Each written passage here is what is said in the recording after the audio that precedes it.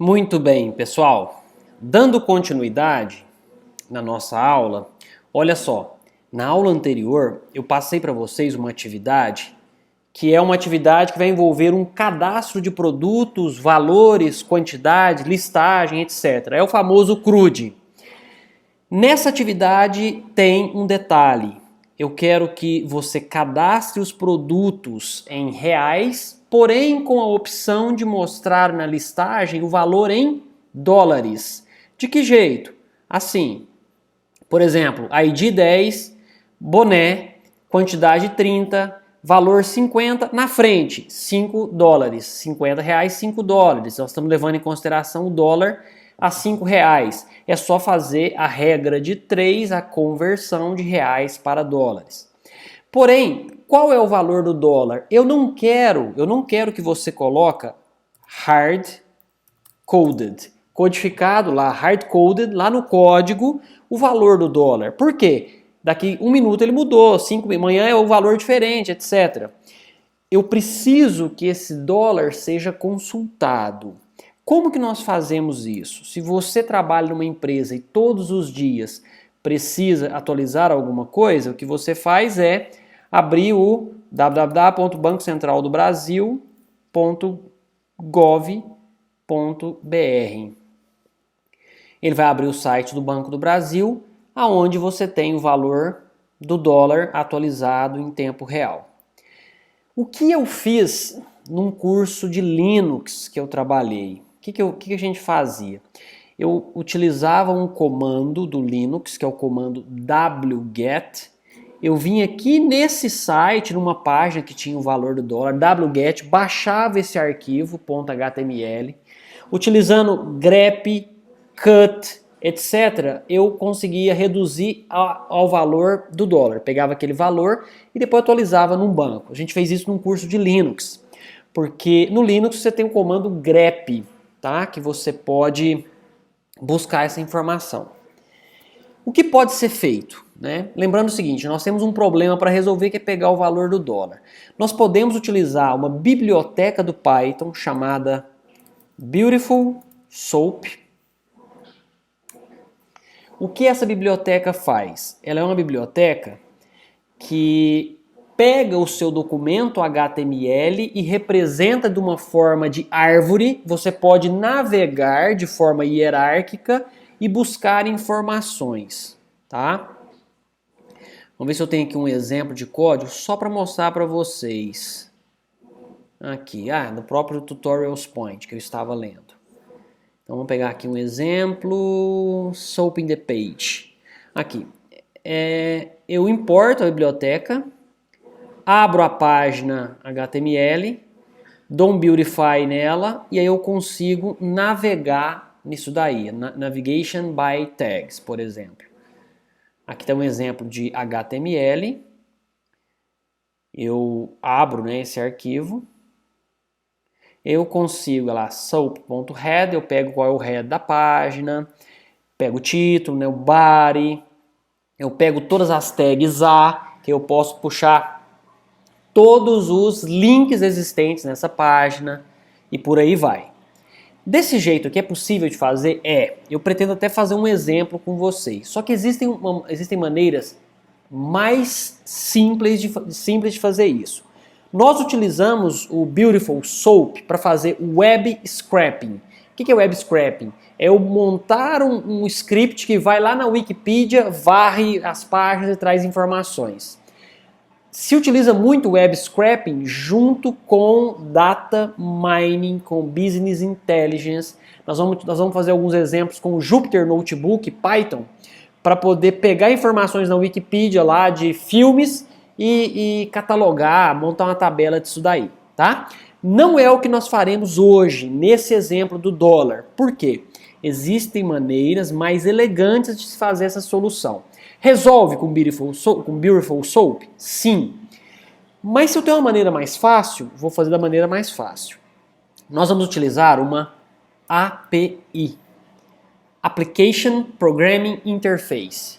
Imagine que eu tenho diversos sistemas feitos nas mais diversas linguagens.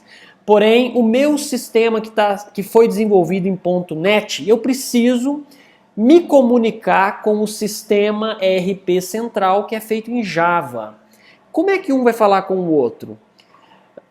Antigamente eu já trabalhei em sistemas assim, em que nós fazíamos uma integração via banco de dados, tá? Mandava para o banco de dados, buscava no banco de dados, ou então é possível criar dentro do banco de dados uma storage procedure, que eu coloco uma permissão de acesso externa, a pessoa executa essa storage procedure e traz o retorno. Uma outra forma de integração, que tem mais de 40, quase 50 anos, é a integração em arquivos TXT.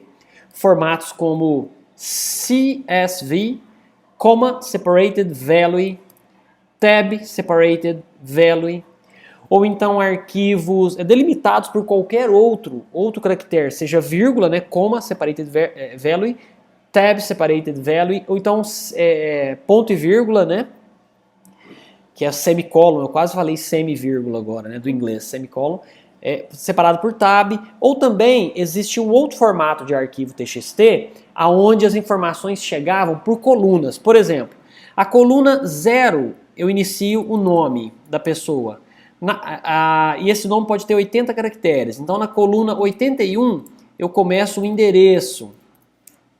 Na coluna 170 do arquivo, né, uma linha, vai as colunas. 170 tem a cidade. E aí você recebia uma documentação dizendo, olha, eu vou te entregar o arquivo nesse formato. Aí você tem que preparar o seu script, o seu código para ler o arquivo naquele formato. Hoje, uma planilha eletrônica como o Excel já me dá essa possibilidade de abrir um arquivo separado por vírgula, por tab, por qualquer caractere, ou também delimitado, ou também feito por colunas. Tá? Existe essa possibilidade hoje com muita facilidade. Só que outros formatos foram surgindo. Por exemplo, o famoso XML, Extended Markup Language, é uma linguagem de marcação, uma linguagem de markup semelhante ao HTML, onde eu tenho tags de abertura, tags de fechamento, subtags, estrutura hierárquica. Legal. Só que surgiu um outro padrão mais simples chamado JSON. O que é JSON? JSON. JavaScript Object Notation.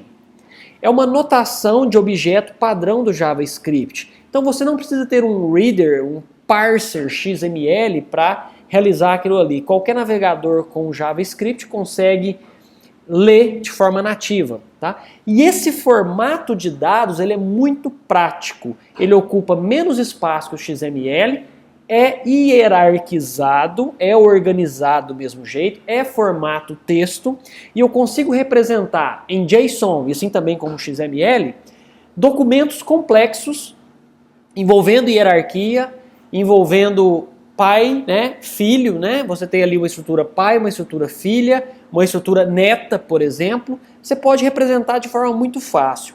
Então o JSON meio que ficou um padrão para se representar informação no interchange, na troca de arquivos, tá? Tem um exemplo aqui de um formato JSON, aqui da própria Wikipedia, ó. Alunos, aí eu tenho, aqui então é uma chave pai, né? Nome, o nome dele. Notas, e dentro de notas eu tenho ali uma outra estrutura, né? São 3 notas diferentes. Então olha que legal.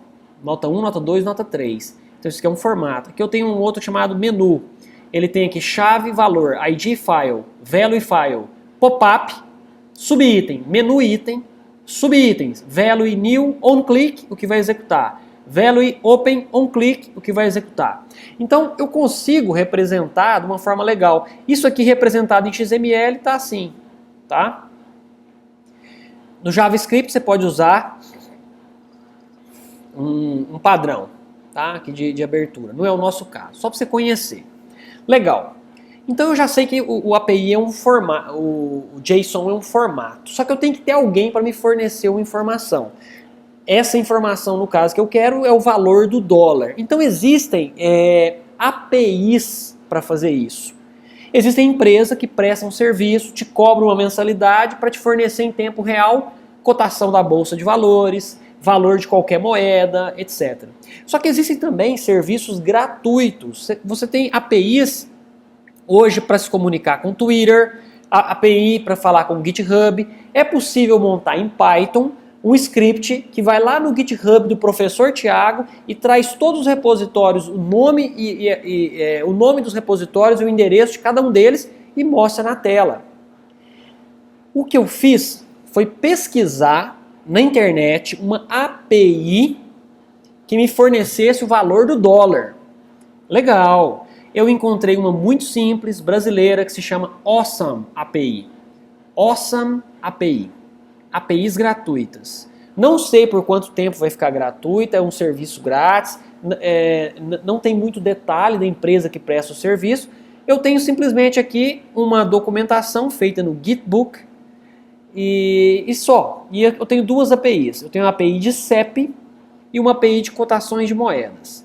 Se eu entrar na API de cotações de moedas, o que eu vou ter aqui? Vamos lá. Retorna todas as moedas, atualizado a cada 30 segundos. API de cotações de dólar, euro, libra, peso, iene, franco, yuan chinês, etc. Então aqui eu tenho. Como é que eu utilizo? Eu vou chamar uma URL, não preciso ter autenticação, porque quando você utiliza o protocolo SOAP de acesso, você vai utilizar os métodos HTTP, POST, DELETE, GET, né? E nesse caso, ela é uma API aberta, eu não preciso fazer login, eu não tenho que ter um cadastro, eu não tenho que ter uma chave de segurança do usuário. Basicamente, eu consumo, o termo é consumir desse web service, consumir essa API. Eu basicamente chamo e consumo essa API e ela me traz a informação que eu pedi. Como é que eu faço isso? Eu chamo uma URL. Para a gente testar, eu posso pegar essa URL, Ctrl C,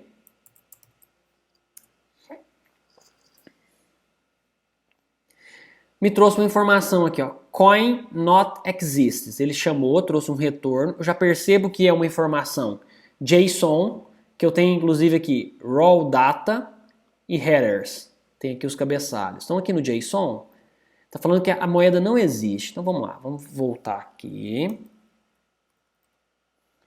Vamos procurar USD-BRL. USD é a abreviatura para o US Dollar, né? O dólar americano para o Brasil. Ah, legal. Ele me trouxe essa informação, ó, USD. Código, USD, Coding, BRL, name, dólar comercial, valor mais alto, valor mais baixo, né? Variação, change, etc. Me interessa esse valor aqui. High, 5.6323. Eu quero encontrar um jeito de acessar esse valor. Quando eu consumir essa URL, eu vou obter essa informação. Vocês estão vendo que essa informação ela é semelhante a essa daqui? É uma informação estruturada, é um JSON. Olha aqui. USD, aqui ele quebra e abre aqui o code e tem essas informações. Aqui abriu, fechou aqui no final as chaves. Ótimo, então eu já sei que essa é a URL que eu vou ter que abrir. Legal. Como que eu faço isso dentro do Python? O Python tem um módulo JSON, tá? Se você pesquisar, ó, Python JSON, tá aqui. Ele é um encoder e um decoder. Example. Eu importo e aí eu pego aqui um determinado conteúdo, carrego como JSON e retorno a informação. Eu posso converter também um objeto para gerar um JSON. Vamos fazer um teste aqui nisso daqui. Vamos ver se ele vai abrir aqui um teste. Olha só, eu pego esse objeto Python e gero um arquivo XML JSON. Posso passar essa informação aqui para um determinado sistema que precise buscar essa informação do meu sistema, tá? Legal. Só que, no nosso caso, eu não vou precisar escrever um JSON. Então, nem vai ser necessário eu utilizar o módulo JSON. Eu posso utilizar só o requests Python. Request Python Documentation. O requests é HTTP for Humans, né? É HTTP para humanos. Então é uma forma de eu buscar informações e trabalhar, né, com o protocolo HTTP, que é o protocolo Hypertext Transfer Protocol, protocolo de internet. Então o que eu posso fazer? Eu posso dar um GET numa URL qualquer. Nesse caso aqui ele está fazendo uma autenticação com usuário e senha, uma autenticação de navegador aqui, me retorna um código de status. É importante isso aqui, porque esse código de status 200 está dizendo que deu certo, que foi ok. Porque talvez eu possa chamar essa URL e falar que não está ok. Legal, então eu não vou usar o JSON, vou usar o requests. O que eu bolei então? Eu pensei o seguinte: montar uma classe em Python que retorne o valor do dólar. Se não for possível encontrar a informação, retorne como -1, que eu posso testar. Se o valor retornado for -1, quer dizer que deu um erro, não estava disponível, não consegui. Só isso. Para que isso daqui? Porque na nossa atividade eu vou pedir para você buscar o valor do dólar. Você não vai precisar desenvolver isso. Eu vou te entregar uma classe pronta, você vai colocar essa classe lá no seu programa e utilizá-la para buscar informação, tá? Eu vou te explicar como a classe funciona, mas você não vai precisar desenvolver. Por enquanto não. Depois eu vou passar um outro desafio para a gente trabalhar com a construção de alguma coisa envolvendo JSON para frente. Olha como é que eu fiz então. Eu criei aqui, dentro do Replit, um arquivo main e um arquivo $.py. Import requests. Esse é o módulo que eu preciso, o módulo requests. Class, valor do dólar, 2 pontos. Init, método construtor. Só lembrando que aqui é legal você colocar, como eu já expliquei para vocês, né? Classe para retorno do valor do dólar a partir de uma API pública. Pronto, tá aqui. Eu já inicializo o valor dela como -1. Ela só vai ter um método. O método se chama consulta. O que ela faz? Eu vou chamar essa URL, que é aquela URL que nós já vimos, tá? Variável retorno é igual requests, que é esse módulo, tá? Módulo requests. .get, buscar, eu vou buscar essa URL aqui, que eu já deixei separado uma outra variável. Se retorno ponto status code for 200, quer dizer que está ok. Se for qualquer outro valor, deu erro, não conseguiu, sei lá, aí eu não vou atualizar. Então, se for qualquer outro valor, eu vou manter como -1. Ué, Thiago, mas já estava -1. Tudo bem, mas talvez eu estou chamando pela segunda, pela terceira, pela quarta vez. A segunda e terceira vez deu certo e na quarta deu erro, então não está atualizado. Se retorno.statuscode igual a 200, JSON parsed é uma variável, vai ser retorno.json. Isso aqui, pessoal, já vai retornar o JSON prontinho. Se eu quiser até dar um print aqui para a gente ver, ó, print JSON parsed. Isso, vamos só executar só para vocês verem isso daqui, isso vai dar certo. Está instalando as bibliotecas, Beautiful, Subsive, BS4. Tá vendo o retorno? Tá? E aí, a partir desse retorno, eu vou querer algo que está dentro da chave USD, só que a chave USD ela é enorme, tem um monte de informação. E dentro da chave HIG, chave USD, subchave HIG, USD HIG, Quem que está em USD RAIG? 6323.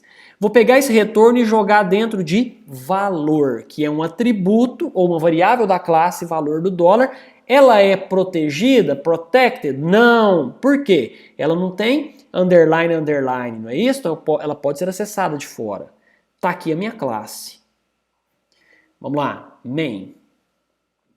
Programa de exemplo para o valor do dólar. From dollar, import valor do dólar, que é o nome da minha classe. Dólar é igual valor do dólar. Criei aqui um objeto. Eu instanciei a classe valor do dólar nesse objeto aqui. Se eu colocar print $valor, o que vai acontecer? Vai falar que é -1. Por que mesmo? Porque que eu inicializo com -1. Eu vou até arrancar esse print aqui para não ficar, nosso código não ficar feio. Isso. Depois, $consulta. Eu venho aqui e faço a consulta. Print, o valor do dólar hoje é mais $valor. -1, depois ele fala, o valor do dólar hoje é 5,6323. Esse código de exemplo funcionando está aqui. Está aqui. No Replit Baciotti, valor do dólar. Se você procurar essa informação, está aqui, tá? Esse código funcionando, eu tenho aqui um exemplo dessa classe. O que você vai fazer no seu programa é simplesmente fazer o download dessa classe aqui, tá? Você vai copiar esse código, criar uma classe no seu projeto e trabalhar. Criar um arquivo no seu projeto, colar essa classe lá dentro e trabalhar com ela do mesmo jeito que eu fiz. Então aqui eu tenho o quê? Um exemplo de utilização. E aqui eu tenho a classe em si que faz a consulta. Só isso, mais nada, tá bom? Bom, pessoal, é isso aqui, tá? De posse dessa informação, você é capaz de desenvolver essa atividade aqui.